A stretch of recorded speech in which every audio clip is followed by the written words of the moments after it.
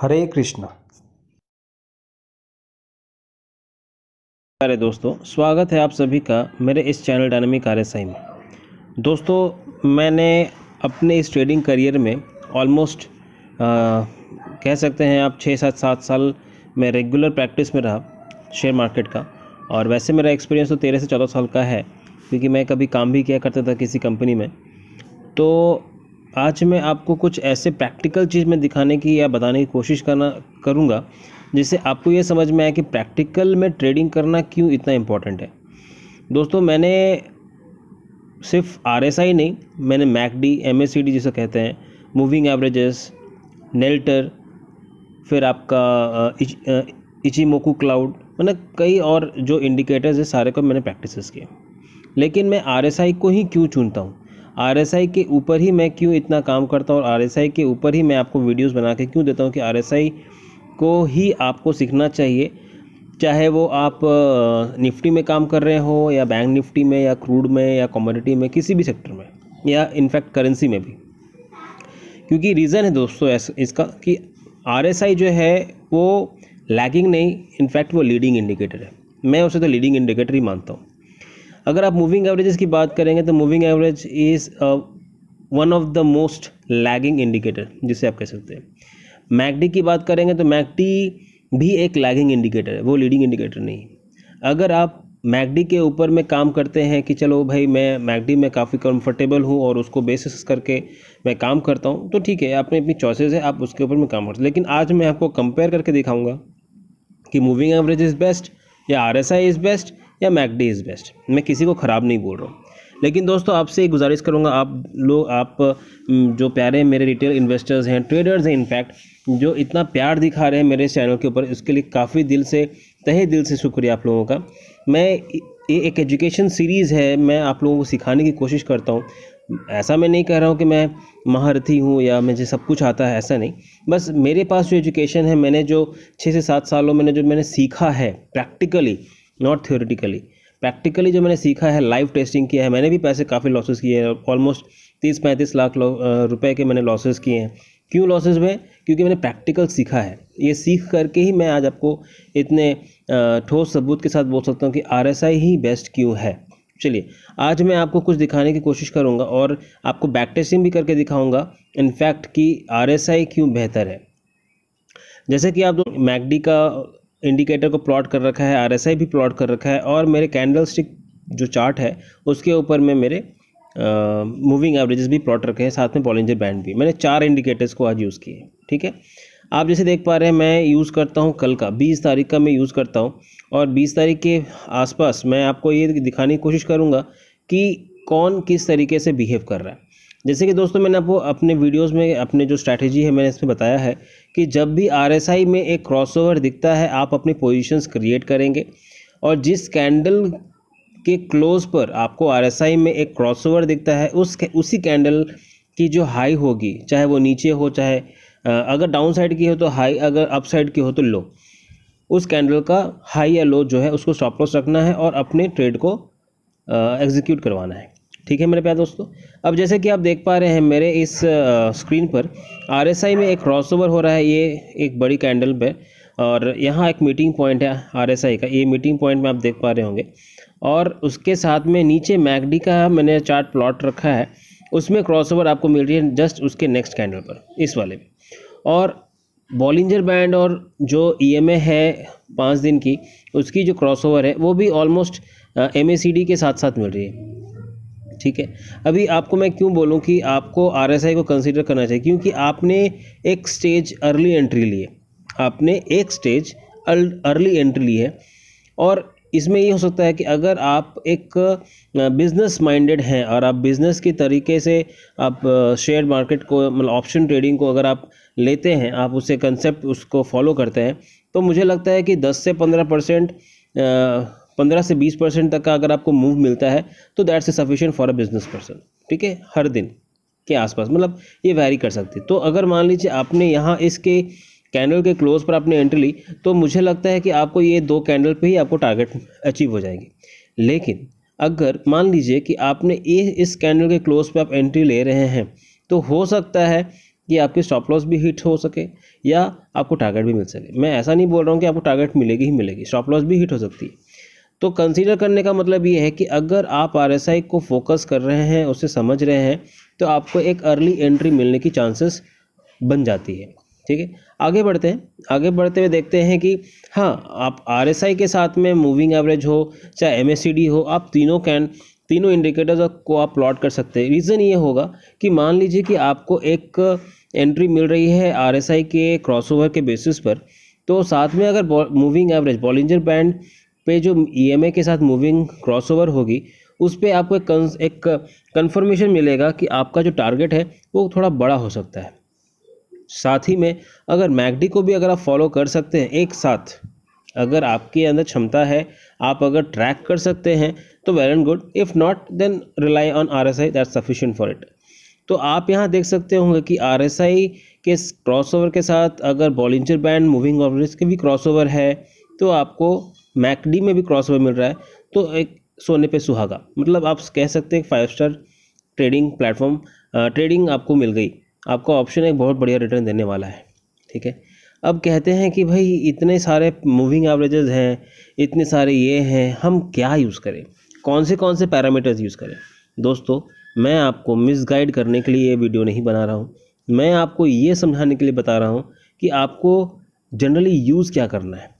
आप जिस भी इंडिकेटर पे आप बहुत फेवरेबल हैं, आप फ्रेंडली हैं, उस इंडिकेटर को मास्टरी कीजिए और उसी इंडिकेटर को बेस करके आप अपने ट्रेडिंग स्टाइल को परफॉर्म कीजिए। दोस्तों, हम गलतियां कब करते हैं? हम गलतियां तभी करते हैं जब हमारे मन में लालच हो जाती है। और लालच क्या? अरे 100 रुपये का ऑप्शन है, चलो 150 रुपये में बेचेंगे।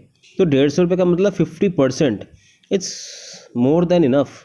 आपने अगर 100 रुपये का सामान खरीदा, आपने 100 रुपये का ऑप्शन खरीदा है और अगर आपको 15% मिलता है, अगर आपने कैपिटल मान लीजिए 1 लाख रुपये आपका बेस प्रीमियम कैपिटल आपने रखा है और उसका 50% यूज़ करते हैं, तो 15% मतलब 7,500 रुपये। आप 7,500 रुपये आपने कमाया एक ऑप्शन ट्रेडिंग करके। ये आप ज़रा सोच सकते हैं कि 1 लाख रुपये एक इंडिविजुअल आदमी बैंक में डिपॉजिट करता है तो साल भर में वो 7,500 रुपये कमाता है। तो आप एज ए बिजनेस माइंडेड, अगर आप इसे बिजनेस कर रहे हैं, आप अपना समझ लीजिए कि आपने एक शॉप खोला है, आज सुबह उसमें प्रॉफिट कितनी होगी नहीं होगी ये आपको तो पता नहीं, बट आपने अगर मास्टरी की है, अगर आपके शॉप के प्रोडक्ट अच्छे हैं, क्वालिटी हैं, तो आपके पास कस्टमर्स आएंगे, आपकी अच्छी सेल होगी, आपकी अच्छी प्रॉफिट होगी। तो उसी तरह मैं आपको ये कहना चाह रहा हूँ कि अगर आपने स्टॉक मार्केट को भी एक बिज़नेस की तरह देखा है तो आपको हर रोज़ प्रॉफिट होगा, ये मेरा दावा है। लेकिन बस यही है कि आपको अपनी लालच, आपकी जो ग्रीड है उसको कंट्रोल में करना पड़ेगा मेरे प्यारे दोस्तों। देखिए, मैं बहुत बड़ी बड़ी बातें आपसे नहीं करूँगा, क्योंकि मैं भी एक समय में इतने ग्रीड की वजह से मैंने भी, आप कह सकते हैं मैंने भी 35-40 लाख रुपए इस मार्केट को दिए हैं। लेकिन मैंने सीखा है, थोड़ा नहीं बहुत ज़्यादा। तो उसी के बेस करके मैं आज आपको वो सारी इन्फॉर्मेशन, वो सारे लर्निंग मैं आपको आज प्रोवाइड कर रहा हूँ। तो दोस्तों, जैसे कि आप देख पा रहे हैं, इस जगह पे आप देखिए, अब मेरे RSI जिसको मैं अपना सब कुछ समझता हूँ, RSI ने मुझे यहाँ पर एक कन्फर्मेशन दिया इस बड़े से मारूबोजू कैंडल के ऊपर में। लेकिन आप अगर देखेंगे MACD में जस्ट 2 कैंडल के बाद, मतलब ये स्क्रीन कैंडल पे कन्फर्मेशन मिला। लेकिन अगर आप मूविंग एवरेज को कंसीडर करेंगे तो उसने यहाँ पर मेरे को एंट्री दिया। बट मैं आपको एक चीज़ बताऊँगा मेरे प्यारे दोस्तों, अगर आपको RSI में एक क्रॉसओवर मिल रहा है और आपने इस पर एंट्री ले ली और ये कैंडल काफ़ी बड़ी है, तो डरिएगा मत, आप बिल्कुल भी मत डरिएगा। क्यों नहीं डरिएगा? क्योंकि जब ये क्रॉसओवर हुई है और साथ में ही आपको RSI में भी एक क्रॉसओवर हुआ है, तो ये रीटेस्ट ज़रूर करेगी। अगर रीटेस्ट होता है और आपने मान लीजिए कि 50,000 रुपये लगाए हैं, ऑप्शन खरीदे हैं 50,000 रुपये के, चलिए वो छोटा पकड़ता हूँ, आपने 50,000 कैपिटल रखे हैं और आपने 20,000 के ऑप्शंस परचेज कर लिए, तो चिंता मत कीजिए, ये बड़े वाले कैंडल का जो 50% होगा ना, ये 50% का लेवल आप मार्क कर लीजिएगा। ये कैसे मार्क करेंगे वो भी मैं बताऊंगा। उसके लिए आपको कमेंट सेक्शन में कमेंट करना पड़ेगा कि अगर कोई कैंडल की बड़ी मूव होती है तो उसका 50% हम कैसे मार्क करेंगे। मैं आपको सिखाऊंगा कि 50% कैसे मार्क करते हैं। चलिए, कोई बात नहीं। वैसे आप वर्चुअल आँखों से भी आप देख सकते हैं कि इसकी 50% का लेवल आप अंदाज़ लगा लीजिए। उस लेवल के आने के बाद मार्केट में एक अप ट्रेंड या डाउन ट्रेंड जो भी लेवल होगा वहाँ से आपको मिलेगा। तो उसी वक्त आपको मिलेगा कि RSI में एक रिटेस्ट मिला है और साथ ही साथ जो मूविंग एवरेज है, मतलब बॉलिंजर बैंड का जो मूविंग एवरेज है, उसमें भी आपको एक रिट्रेस मिलेगा। उसके बाद देखिए एक फायर आपको दिखने को मिला। तो रही बात अब यहाँ पे मूविंग एवरेज क्रॉसओवर का क्या अहम रोल है, ये क्या आपको दर्शाने की कोशिश कर रहा है। अगर मान लीजिए कि आपने RSI के क्रॉसओवर पे एक बाई किया है और उसी के साथ में थोड़े से मतलब 5-10 मिनट के बाद या 15 मिनट बाद आपको moving average, Bollinger band moving average के साथ क्रॉसओवर मिल रहा है, तो ये समझ लें दोनों तरफ से आपकी तो लॉटरी लग गई। मतलब आपको मिलने वाला है एक बड़ा बम्पर रिटर्न।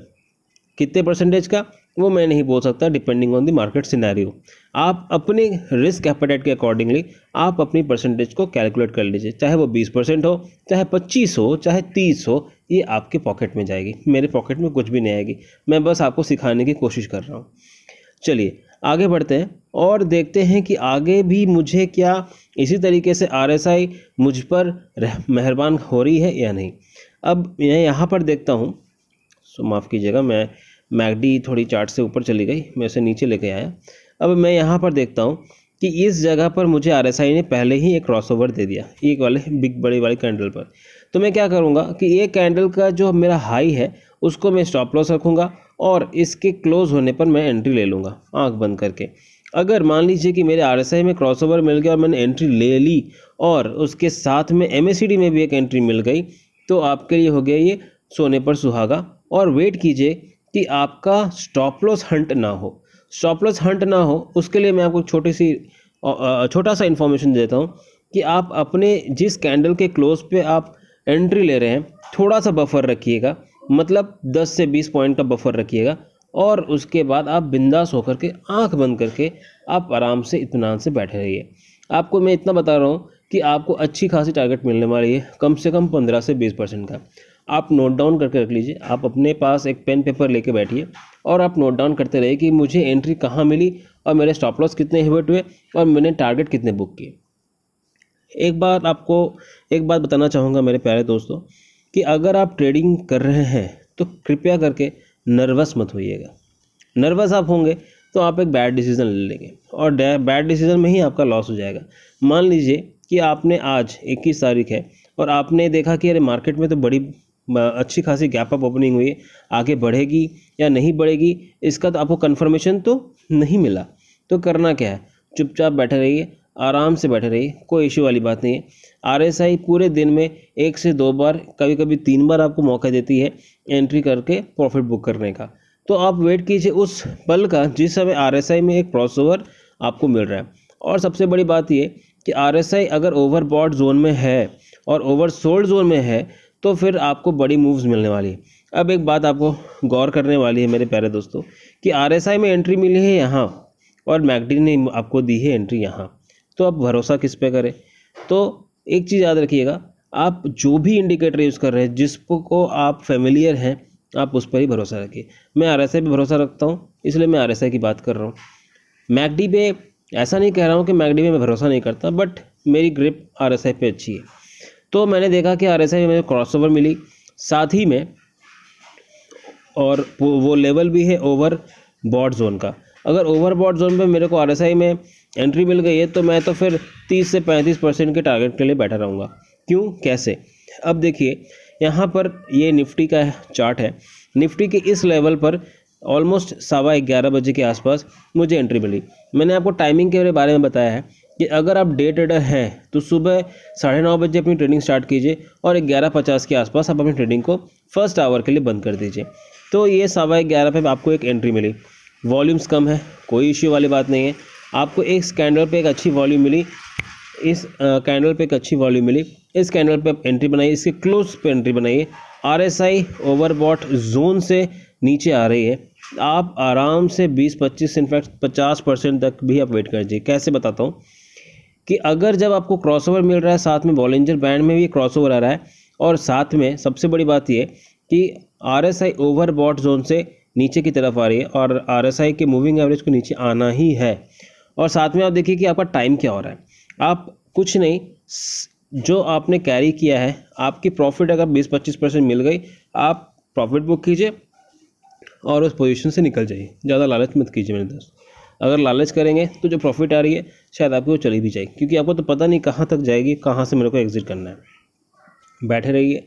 फिर जब मैंने आपको बताया है कि बॉलिंजर बैंड में ब्लास्ट होता है तो ऑलमोस्ट 1 से 1.5 घंटे तक बॉलिंजर बैंड के अकॉर्डिंग चार्ट में मूवमेंट नहीं होती है, सिर्फ और सिर्फ ऑप्शंस के प्रीमियम कंज्यूम होते हैं। बहुत लोगों की ये बड़ी प्रॉब्लम है, वो कंफ्यूज होते हैं कि अरे मैंने तो एंट्री ठीक लिया है, मार्केट में वॉल्यूम नहीं है, मेरे प्रीमियम खा गए, मेरे ऑप्शन लॉस हो गए। कैसे, क्यों? उसके लिए सबसे बड़ा हथियार है बॉलिंजर बैंड। बॉलिंजर बैंड में अगर ब्लास्ट हुआ है ना दोस्तों, तो ब्लास्ट होने जब आपके पोजीशन कट रही है, आपने पोजीशन से एग्जिट कर लिया, उसके बाद आप कम से कम 1 से 1.5 घंटे तक मार्केट से आप दूर हो जाइए। रीज़न ये है कि बॉलिंजर बैंड जब ब्लास्ट होकर स्क्वीज़ मोड में आती है तो उसे वक्त लगता है ऑलमोस्ट 1.5 घंटे से 2 घंटे तक। आप एग्जांपल देखना चाहते हैं? मैं आपको दिखाता हूँ, आइए आज ही के दिन मैं आपको एग्जांपल दिखाता हूँ। अभी जैसे देखिए, इस वाले लेवल पे मार्केट में एक ब्लास्ट आई और जैसे ही ग्रीन कैंडल आपके बॉलिंजर बैंड के अंदर क्लोज होती है, आप समझ जाइए कि अब मार्केट का जो मूवमेंट है वो ख़त्म हो गया है। ठीक है, जैसे ही ख़त्म होता है आप वेट कीजिए कि अब आगे क्या करना है। आप इस लेवल से देखिए, इस लेवल यहाँ से यहाँ तक आने के बाद, क्योंकि इस लेवल पर अगर आप एंट्री कर भी लेंगे तो आप प्रॉफिट कुछ नहीं कमा पाएंगे, मुश्किल से 5-10% ही कमा पाएंगे। ठीक है, आप इस लेवल पे आइए। ये टाइम हो रहा है आपको 12:45। अब 12:45 से आज उसके बाद आप पूरे मार्केट में देखिए कि आपको मूवमेंट मिला है। 12:45 से ऑलमोस्ट 3:25 तक मार्केट में एक भी मूवमेंट नहीं था। कैसे आप प्रूफ आप समझेंगे कि भाई कैसे हम माने कि मूवमेंट है नहीं? रेड कैंडल, ग्रीन कैंडल ये तो बन रहा है।